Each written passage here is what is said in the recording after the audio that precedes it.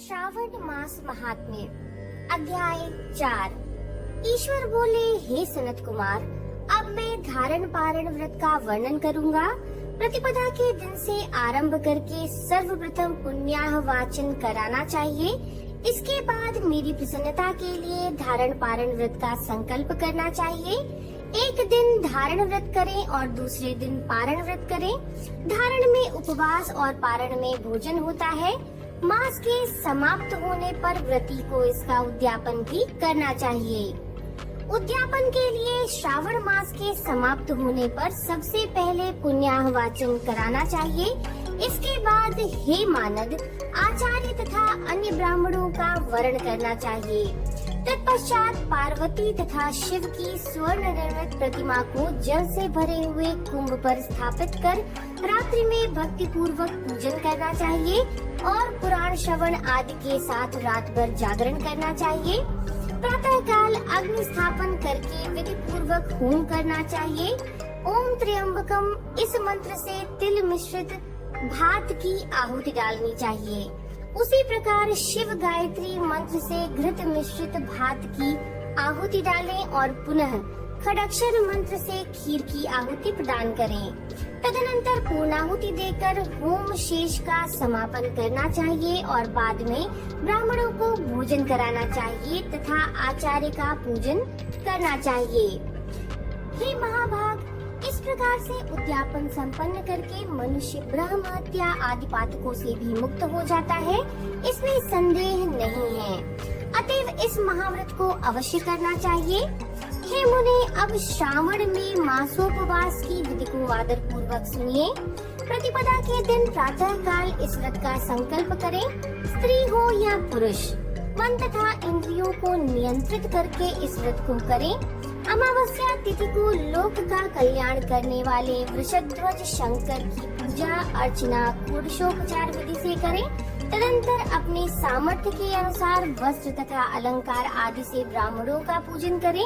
उन्हें भोजन कराएं तथा प्रणाम करके विदा करें। इस प्रकार से किया गया मासोपवास व्रत मेरी प्रसन्नता कराने वाला है। हे सनत कुमार, मनुष्यों को सभी सिद्धियां प्रदान करने वाले लक्ष्य संख्या परिमित रुद्रवर्ती व्रत के विधान को सावधान होकर सुनिए। अत्यंत आदर पूर्वक कपास के 11 तंतुओं से बत्तियां बनानी चाहिए। वे रुद्रवर्ती नाम वाली बत्तियां मुझे प्रसन्न करने वाली हैं। मैं श्रावण मास में भक्ति पूर्वक देवों के देव गौरीपति महादेव का इन 1 लक्ष संख्या वाली बत्तियों से नीराजन करूंगा।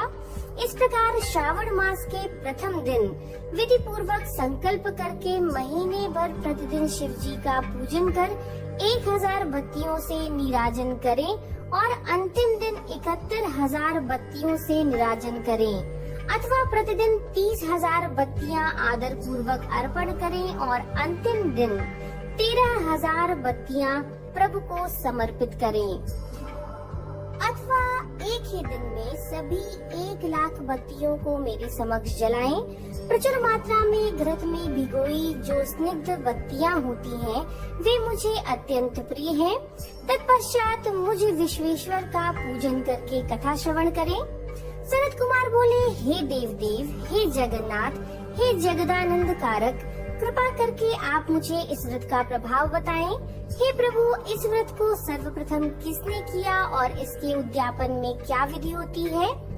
ईश्वर बोले, हे ब्रह्मपुत्र, व्रतों में उत्तम इस रुद्रवर्ती व्रत के विषय में सावधान होकर सुनिए।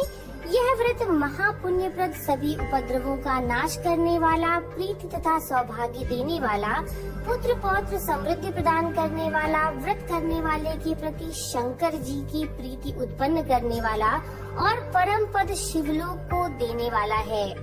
तीनों लोकों में इस रुद्रवर्ती के समान कोई उत्तम व्रत नहीं है। इस संबंध में लोग यह प्राचीन दृष्टांत देते हैं।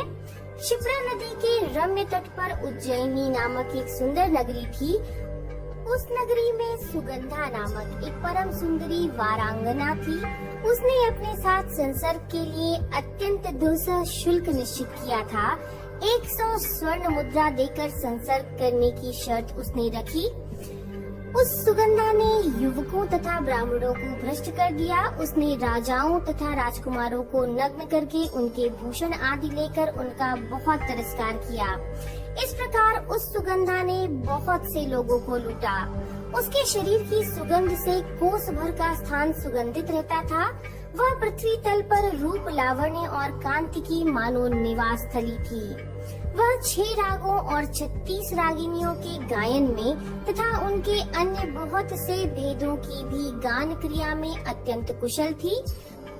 वह नृत्य में रंभा आदि देवांगनाओं को भी तिरस्कृत कर देती थी और अपने एक एक पग पर अपनी गति से हाथियों तथा हंसों का उपहास करती थी।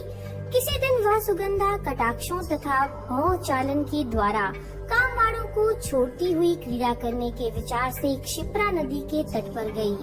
उसने ऋषियों के द्वारा सेवित मनोरम नदी को देखा। वहाँ कई विप्र ध्यान में लगे हुए थे तथा कई जप में लीन थे, कई शिवार्चन में रत थे तथा कई विष्णु के पूजन में तल्लीन थे। हे महामुने, उसने उन ऋषियों के बीच विराजमान मुनि वशिष्ठ को देखा।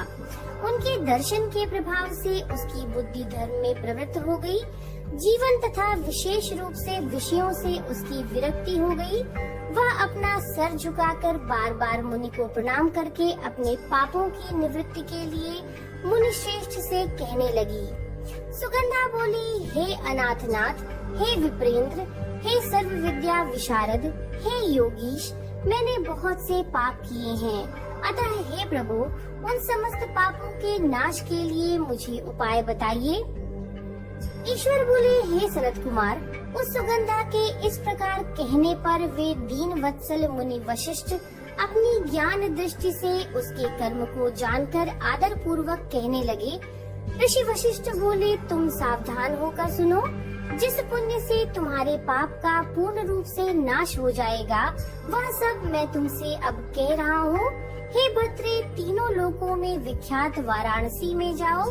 वहाँ जाकर तीनों लोकों में दुर्लभ महान पुण्य देने वाले तथा शिव के लिए अत्यंत प्रीतिकर रुद्रवर्ती नामक व्रत को उस क्षेत्र में करो। हे भद्रे, इस बात को करके तुम परम गति प्राप्त करोगी। ईश्वर बोले, तब उसने अपना धन लेकर सेवक तथा मित्र सहित काशी में जाकर वशिष्ठ के द्वारा बताए गए विधान के अनुसार व्रत किया। इस प्रकार उस व्रत के प्रभाव से वह सशरीर उस शिवलिंग में विलीन हो गई। हे सनत कुमार, इस प्रकार जो स्त्री इस परम दुर्लभ व्रत को करती है, वह जिस जिस अभीष्ट पदार्थ की इच्छा करती है, वह उसे निसंदेह प्राप्त करती है। हे सुव्रत, अब आप माणिक्यवर्तियों का महात्म्य सुनिए। हे विप्रेंद्र, उन माणिक्यवर्तियों की व्रत से स्त्री मेरे अर्ध आसन की अधिकारिणी हो जाती है और महाप्रलय पर्यंत वह मेरे लिए प्रिय रहती है। अब मैं इस व्रत की संपूर्णता के लिए उद्यापन विधान बताऊंगा। चांदी की बनी हुई नंदीश्वर की मूर्ति पर आसीन सुवर्ण में भगवान शिव की पार्वती सहित प्रतिमा को कलश पर स्थापित करना चाहिए और विधि के साथ पूजन करके रात्रि में जागरण करना चाहिए। इसके बाद प्रातः काल नदी में निर्मल जल में विधि पूर्वक स्नान करके 11 ब्राह्मणों सहित आचार्य का वर्ण करना चाहिए। तत्पश्चात रुद्र सूक्त से अथवा गायत्री से अथवा